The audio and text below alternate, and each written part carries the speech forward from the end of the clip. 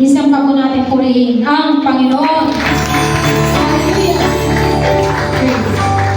At yun nga po, nagagalak po ang buhay ng bawat sa amin muli sa pagdako sa lugar na yun ng Real Quezon. Nanibago po yung aking katawan. Noong unang punta po roon, talagang nagkasusuka ako. Subalit, salamat sa Diyos na nagbibigay ng pagtatagumpay sa buhay ng bawat isa. Purihin natin ang Panginoon.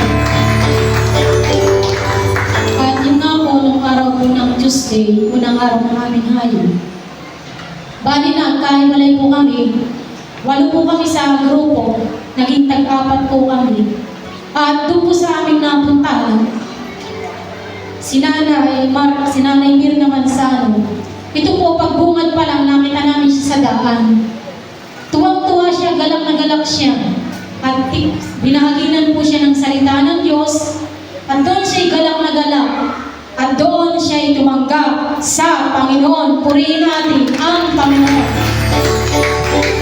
At sa aming pagpapatuloy, meron naman kami napunta na 2 magtata na nagbibilad ng palay.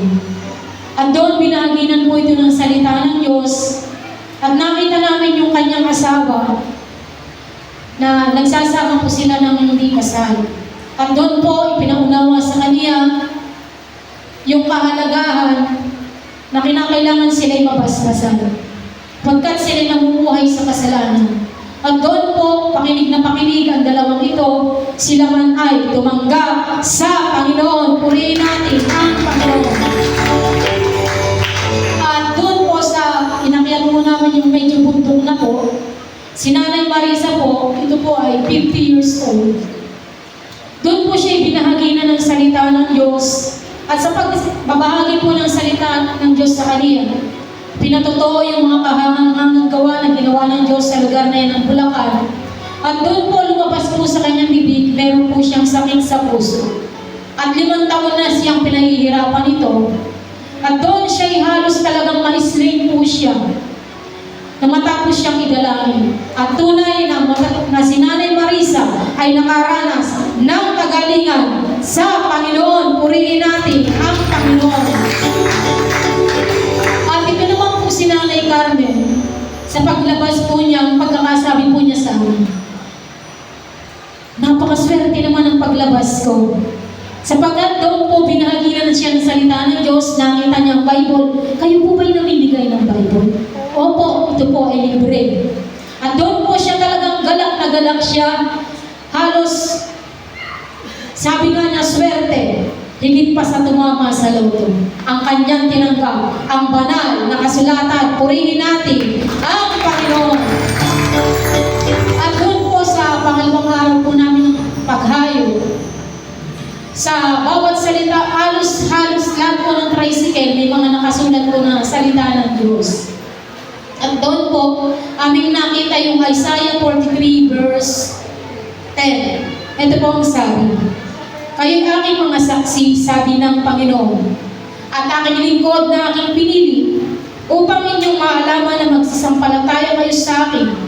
Inyong matalastas na ako nga, walang Diyos, iinan nyo alauna sa akin, o magkakaroon man ng pagkatapos ko.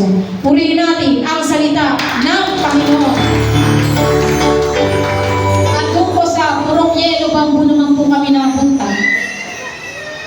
Si Tatay Lubitico, 61 years old. Ito naman po ay stroke. Kalahating katawan po ay stroke. Ito po ay patuloy na pinahaginan ng salita ng Diyos. Siya'y patuloy na nakinig at idinalangin ang kanyang sakit at karamdaman. Tunay siya'y nakaranas sa Panginoon. Purihin natin ang Panginoon. At si Nanay Raquel naman po, 47 years old. Ito po ay halos talagang naiiyak po siya nang makatanggap siya ng Biblia. Bagaman sila'y mga Christian na, subalit wala po silang mga banal na kasulatan. Kaya po siya'y tumanggap sa Panginoon. Pinadalangin din po niya ang kanyang apo na madalas daw po ay sumasakit, may nararamdaman. At tunay po, salamat sa Diyos, hindi po maiksi ang kamay ng Diyos. Bagaman hindi natin alam kung nasaan yung kanyang apo, dinalamin po siya at tunay na sila ay nakaranas sa Panginoon. Purihin natin ang Panginoon. At ito naman po si Joy Cabalquinto, 32 years old. Christian na po siya, namangha po siya dahil sa pamamimigay ng Biblia. Siya po ay once a year lang po nag-church. Na-bless siya sa pakikinig ng salita ng Diyos at doon sa mga gawa ng Panginoon sa krusada. Ito'y binahagi din sa kanya. At pinanagdalangin ng kanyang anak na isang kalahating buwan pa lang. At tunay ng babae ito ay galak na galak sa pangalan ng Panginoon. Purihin natin ang Panginoon. At sa amin po pagpapatuloy, kami po ay naglalakad. At sabi nga namin, try kaya natin pasukin yung school. May dala si ate ko ring Bible na itira, may pagbibigyan siya. Subalit, doon po sa salita ng Diyos na aming nabasa, everything happened, there is a reason. At yun po sa aming paglalakad, nakita po namin doon si Nanay Rowena, yung nagwawalis sa barangay. May kakwentuhan siyang isang matanda. At doon po, sabi niya, pahingi naman akong Bible.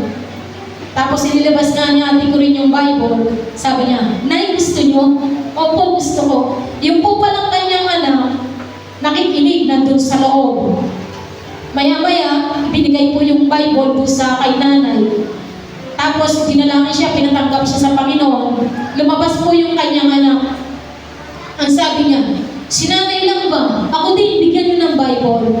Pero ang sabi ng Diyos sa akin, si nanay muna bago ako. At yun po, wala pong nagkataon sa Panginoon. Siya po pala ay principal ng house. Kaya yun, sabi namin, baka po pwedeng pasukin namin ang school. Ay sige, pwede. Kailan niyo ba papasukin? Gusto niyo, ay break time kami ngayon. Tapos, ang sabi niya, sige, sa Lunes, pasukin niyo. Ay, sabi namin, ay Lunes po, ang dating pa po namin ay madaling araw. Sige, sa Tuesday, hetong number ko, kontakin ninyo ako. Talaga pong galak na galak kami sa Panginoon. Dahil po, yung po aming mga kasamahan, nagbabalak po silang pumunta ng school. Subalit hindi po dahil hinahanapan po ng permit ng DO. At yun po, salamat po sa Diyos dahil everything happen nga po, there is a reason. At yun po, galak na galak kami dahil sa araw ng Tuesday, mapapasok po namin yung school. Purihin natin ang Panginoon. Talaga pong sulit na sulit po yung 3 araw ng paghayo. At tunay nga po na serving the Lord is not a sacrifice. That serving the Lord, it is a privilege. Purihin natin ang Panginoon. Oh, hallelujah! At salamat po sa Diyos na nagbibigay ng pagtatagumpay sa buhay ng bawat isa sa amin. To God be all